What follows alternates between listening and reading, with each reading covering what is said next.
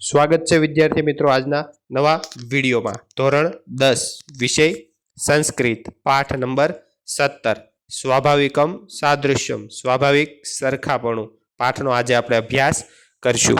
આજથી લગભગ 2600 વર્ષ પહેલા આચાર્ય પાણિનીએ અષ્ટાધ્યાયી નામનો સંસ્કૃત ભાષાના વ્યાકરણનો ગ્રંથ રચ્યો હતો।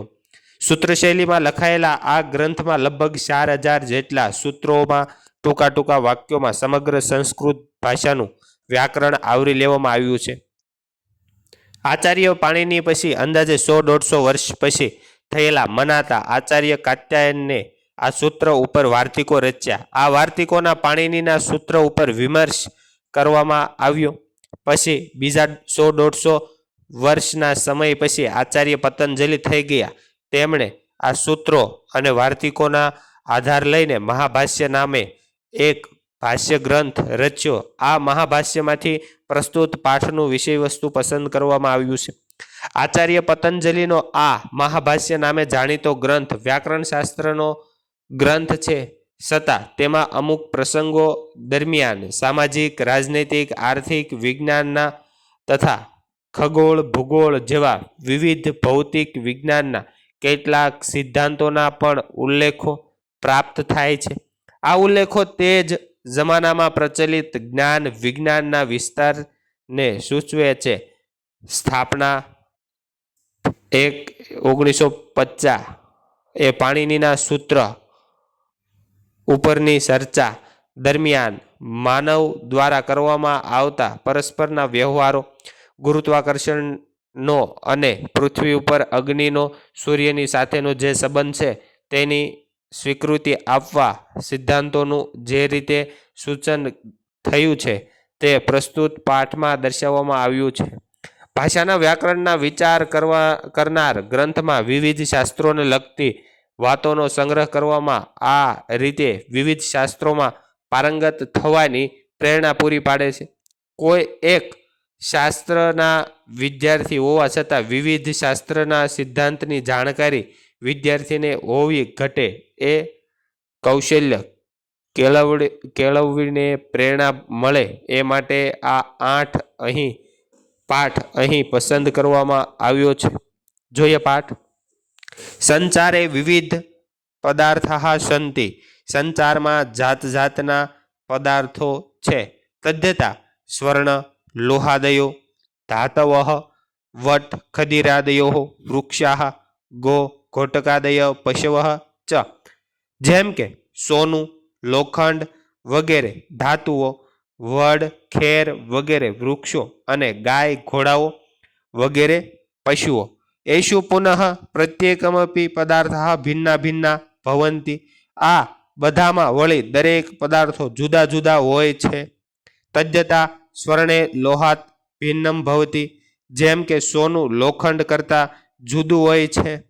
અથ ચ પ્રત્યેક સુવર્ણખંડ પરસ્પર આકારેણ પ્રકારેણ ચ ભિન્ન ભિન્ન ભવતિ, આથી વળી દરેક સોનાનો ટુકડો પરસ્પર આકારથી અને પ્રકારથી જુદો જુદો હોય છે।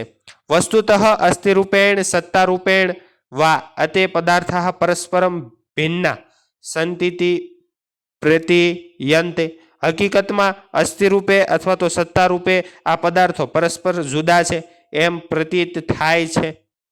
પરંતુ પ્રત્યક્ષતઃ પરસ્પરમ ભિન્નેષુ પદાર્થેષુ અપી કચ્ચિદેકમ સ્વાભાવિકમ આંતર અપી ભવતિ, પરંતુ પ્રત્યક્ષ રીતે પરસ્પર જુદા પદાર્થોમાં પણ કંઈક એવા સ્વાભાવિક સરખાપણું હોય છે।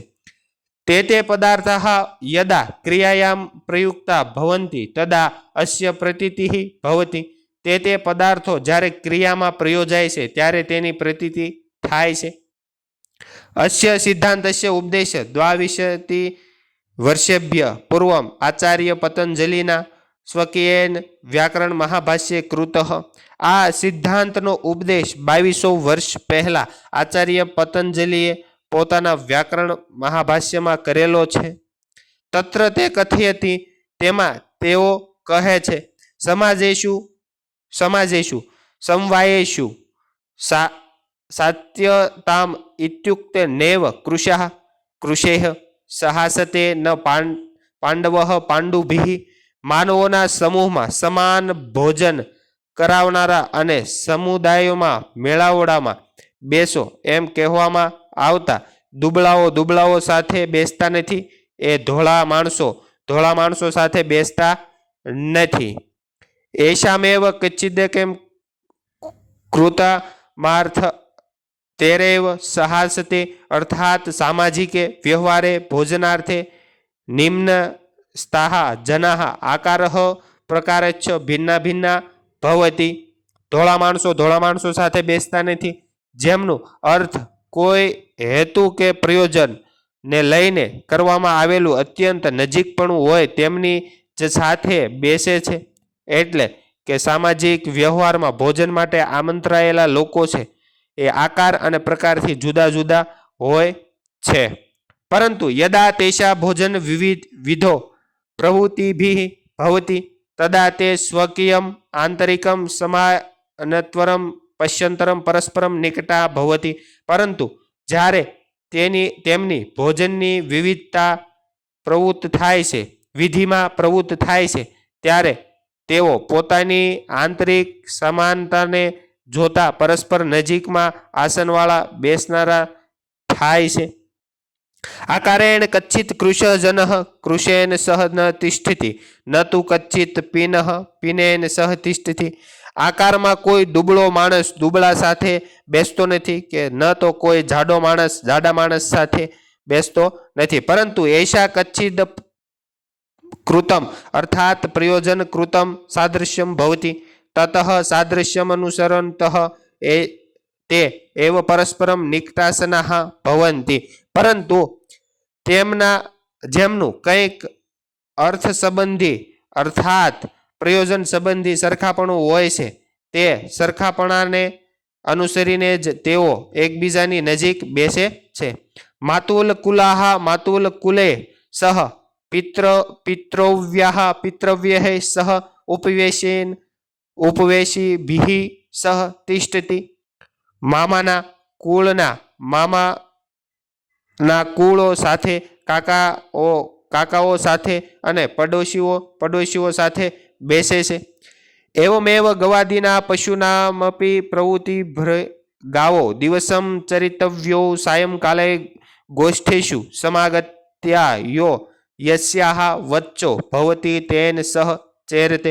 એવી જ રીતે ગાયો વગેરે પશુઓની પણ પ્રવૃત્તિ થાય છે. ગાયો દિવસભર સરીને સાંજે વાડામાં આવીને જેનું વાચરડું હોય છે તે તેની સાથે સૂએ છે. ગવાદી નામ મીવ અચેતનેષુ અપી પદાર્થેષુ નિયમો દૃશ્યતે તદ્યથા લોષ્ટઃ ક્ષિપ્તો બહુવેગમ ગત્વા નેવ તિર્યગ ગચ્છતિ નોર્ધમારોહિતઃ. ગાય વગેરેની માફક અચેતન જડ પદાર્થોમાં પણ આ નિયમ દેખાય છે. જેમ કે માટીનું ઢેફું ફેંક્યું હોય તો તે બહુ વેગપૂર્વક જઈને ત્રાસું જતું નથી કે ઊંચે ચડતું નથી. સહ પૃથ્વીયા વિકારઃ વર્તતી ઇતિ કૃત્વા પૃથ્વીમેવ આગચ્છતિ સાદૃશ્યત્વાન. તે પૃથ્વીનો વિકાર છે એ કારણે ધરતી પર જ આવે છે. તથા જ્યોતિષો વિકારઃ અસ્તિ આકાશ દેશે નિવાસે સુપ્રજ્વલિતમ નેવ તિર્યગ ગચ્છતિ નિર્વાગારોહિતિ. તે પ્રમાણે જ્યોતિ એટલે કે સૂર્યનો વિકાર પ્રકાશનું કિરણ આકાશ પ્રદેશમાં પવન વિનાની જગામાં સારી રીતે પ્રજ્વલિત થતું ત્રાસું જતું નથી કે નથી નીચેની બાજુ એ ઉતરતું. જ્યોતિષો વિકારો જ્યોતિરેવ ગચ્છન્તાતર્યઃ. જ્યોતિ એટલે કે સૂર્યનો વિકાર સમાનતાને કારણે જ્યોતિ તરફ જાય છે. એવ મત્ર મહાભાષ્યકારઃ માનવીયમ વ્યવહારિકમ સિદ્ધાંતમ ઉપદિશંતિ. આમ જ અહીં મહાભાષ્યકાર માનવીય વ્યવહારિક સિદ્ધાંતને ઉપદેશે છે. તેન સહ ચ ગુરુત્વાકર્ષણસ્ય સિદ્ધાંતસ્ય પાર્થિવાગ્ને સૂર્ય સહ સંબંધસ્ય ચ સિદ્ધાંતસ્ય સૂચયંતિ. અને તેની સાથે ગુરુત્વાકર્ષણના સિદ્ધાંતને પૃથ્વી ઉપરના અગ્નિના સૂર્ય સાથેના સંબંધના વિદ્યાનોને પણ સૂચવે છે. તો વિદ્યાર્થી મિત્રો આ તો પાઠ નંબર 17 સ્વાભાવિક, સ્વાદૃશ્યમ, સ્વાભાવિક, સરખાપણું. જો વિડીયો ગમ્યો હોય તો લાઇક, શેર અને સબસ્ક્રાઇબ કરવાનું ભૂલતા નહીં. મળીએ આગળના વિડીયોમાં. આભાર, થેન્ક યુ, ધન્યવાદ.